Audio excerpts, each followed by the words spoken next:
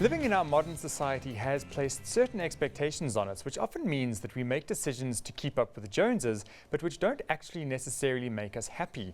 It's no wonder then that we tend to reach a point where we feel trapped, depressed, and sometimes hopeless. And try as we may, we just can't seem to get ourselves out of the rut and move forward, which makes every day just a little bit like never-ending Groundhog Day. So, if you're feeling stuck and not sure quite what to do, then listen closely to our next guest, Leah C4, who is a life and relationship coach, to find out how you can change your thoughts and find a new perspective to get different results. Welcome, Leah. It's so nice to have you back, as always. Thanks for being here. What do you mean when you talk about being stuck? What's the idea around that?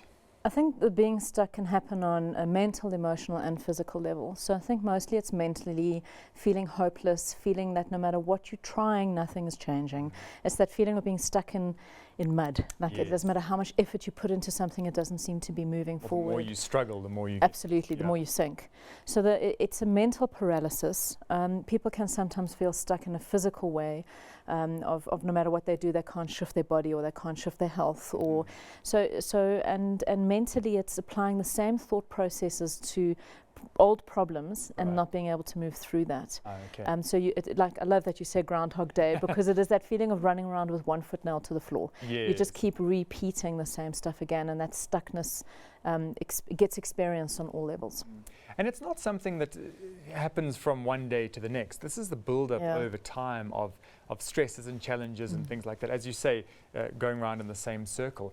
How do you avoid getting to the point of stuckness, if we can call it that? Well, it's absolutely paying attention on a daily basis. I think we mostly live our lives quite unconsciously, and we don't really pay attention to something until it becomes a problem. And I think that's true of our health, especially. Yes, yeah. It's true of our relationships.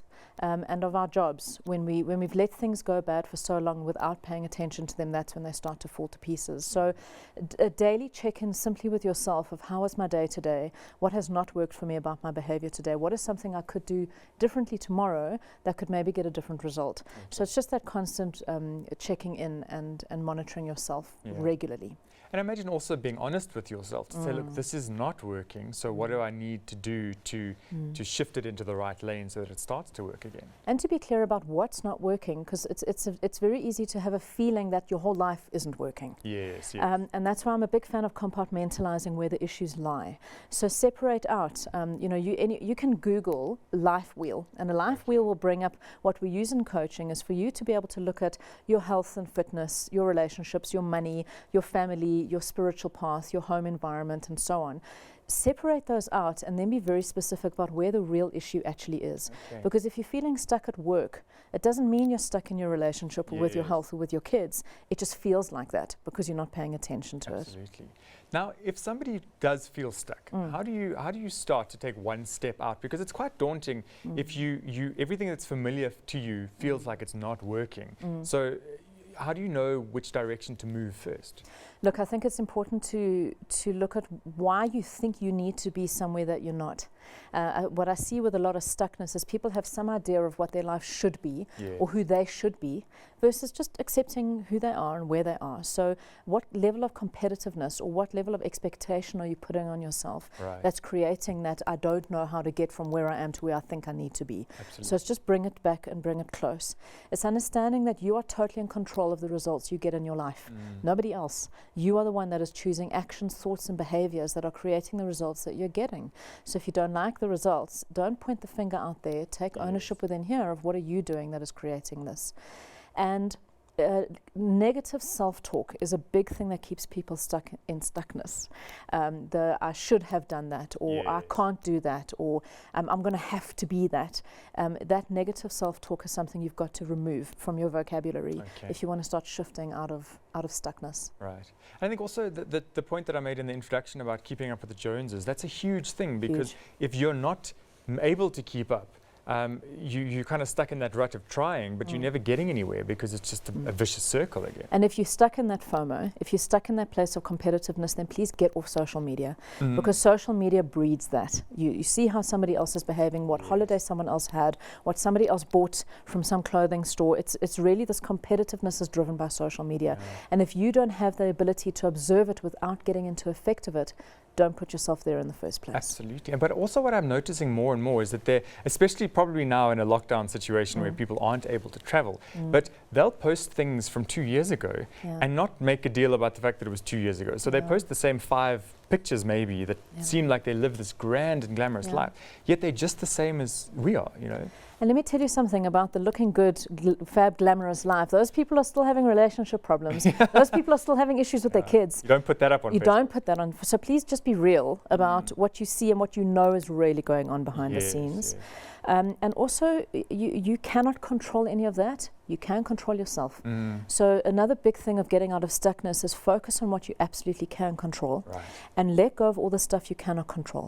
You cannot control the economy. You know, you can't control the weather. You can't control the traffic. You can't control what other people think of you. Yes. But you can absolutely control what you do and what you think in your own life. Absolutely. Now, the discussion around attitude towards things. So if somebody feels they're stuck in a job that they don't necessarily love, sometimes that can be an attitude thing, a change of perception and perspective. How do you assess whether that is the reason for it, or do you make an effort to change your attitude to things and see how that goes? And then if there's positive reaction, you move forward with that track. It's such an individual answer that, because it depends what the environmental circumstance is.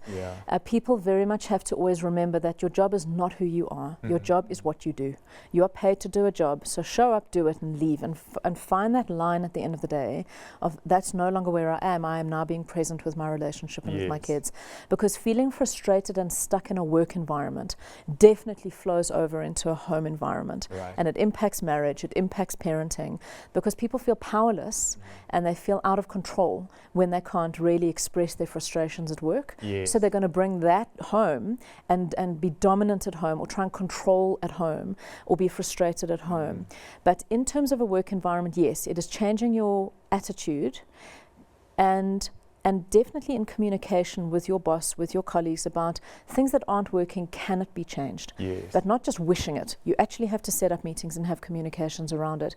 If it gets to a point where you've had the conversations, you've done everything you can to shift it, it is still a totally unpleasant environment, then you must leave. Otherwise, it's going to be a constant daily experience of resistance and frustration. And you've got to be bold enough to make that step should you find that you need to, which is another big thing. And most people that I will work with will always complain immensely about their jobs and their bosses and their colleagues, and never want to go and have a conversation with anyone. And how is anyone supposed to correct their behavior if they don't know that they're doing something wrong or speaking in a way that's not okay? Absolutely. So stuckness also has to be about being willing to get out of your comfort zone and have the scary conversations, or do that challenging thing, because you won't know what could come as a result of it. But if you keep shut down and you keep silent, then you're just going to keep getting exactly the same results. Absolutely. Now, in relationships, I imagine it's a fairly similar process. You've got to communicate and make that discussion happen, even though it might be a scary one. Does it soften in a relationship environment, or how does that work? Look, you've got to be afraid and do it anyway. And it softens when people feel heard in a relationship. So what the biggest mistake is people make when trying to have a conversation in a relationship is constantly interrupting each other. I think I know what you're going to say. I'm going to cut you off at the end of your sentence. I'm going to interrupt you. And that way people never get to complete a thought or an idea. And you really want to seek to understand where your partner is coming from. What is the issue that's really affecting them? What is their frustration really about? You're not going to know that if you're not listening. So please listen, stop the interrupting, and don't take things so personally. You know, if your partner's had a lot of pent-up frustration at work, you are their safe place that they can come and, blow that out all on the table with you and be frustrated with you. Don't get into effect of that. It's observe them and hold space for that conversation to happen. Then yes, it will definitely soften over time and conversations become much easier. But if you're just going to be defensive, then again, your defensiveness is creating the stuckness in your relationship, because your partner doesn't want to tell you anything because they're scared of your reaction. Yes, it is a scary thing to know that there will be a reaction every time. But if you can lay your cards on the table without the reaction, have some time to think, process, and do it together with support, that's a great thing. And being afraid of the reaction puts people into a behavior of passive aggressiveness. And passive aggressiveness is where everybody's just avoiding and being silent, and that's a no win-win, and that's where relationships begin to erode. So the stuckness in relationship is just not being willing to have the uncomfortable conversation. And people are entitled to their reactions. If your partner's going to get upset, stop being afraid of that. Let them have it. It doesn't stop you from having the conversation anyway. Well, I think we've covered a lot in this discussion, but Leah, give us your top 3 tips to easing the stuckness if somebody feels that they are feeling a little bit stuck. Okay, so definitely getting into action. So stop thinking, start doing. Okay. So stop over-analyzing a situation, get into physical action. Get out of your comfort zone. Do something you have never done before. Stop repeating the same behaviors, expecting different results, and focus on what you absolutely can control about your own behavior, and let go of everything that you cannot control. Okay, fantastic. Well, thank you so much for those wise words. Always great to chat to you. Nice to be here.